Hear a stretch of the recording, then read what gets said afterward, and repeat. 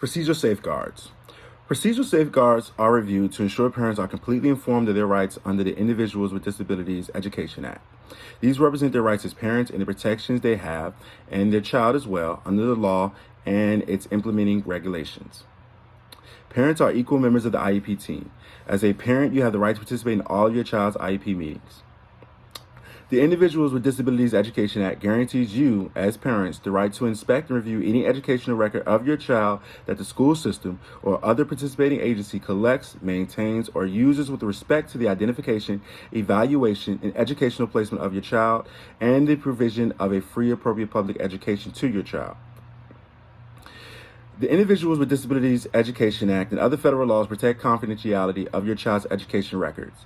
These safeguards address the following three aspects: the use of personally identifiable information, who may have access to your child's records, and the rights of parents to inspect their child's education records and request that these be amended to correct information that is misleading or inaccurate, or that violates the child's privacy or other rights.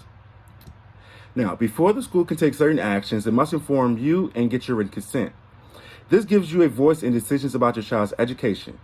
Under the Individuals with Disabilities Education Act, the school must ask for your consent at these times: before the school conducts an initial evaluation or a re-evaluation of your child, before the school provides special education services to your child for the first time through an IEP, before inviting non-school agencies to participate in IEP meetings to discuss your child's transition to adult life. Now, you must give permission in each situation above. For example, say you give informed consent for an evaluation. Later, if the school wants to provide special education services, you must give your consent as well for that. The school must give parents prior written notice at any time it adds, changes, or denies educational services to their child or wants to change the child's placement. Prior written notice must include a full description of what the school plans to do or refuses to do. It must also give parents the following: an explanation of why the school wants to make this change or is refusing to make the change you requested, a description of other options that were considered and why those options were rejected, a description of each test or record the school used in making the decision, a reminder that parents have the legal rights to procedural safeguards, information about how parents can get a written copy of the legal rights, and contact information for help in understanding their rights. The Individuals with Disabilities Education Act regulations require that public schools must take whatever action is necessary to ensure that the parent understands the proceedings of the IEP team meeting, including arranging for an interpreter for parents with deafness or whose native language is other than English.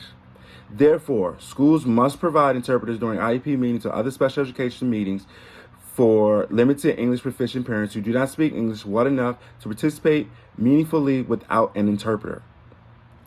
A private evaluation is an evaluation by a professional not working for your child's school. As a parent, you have complete control over a private evaluation. You can choose what type of testing to have done. You can also choose the person who does the testing.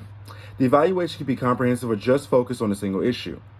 You can have a private evaluation done at any time. The school doesn't have to agree that it's necessary, and the testing doesn't automatically become part of your child's school record.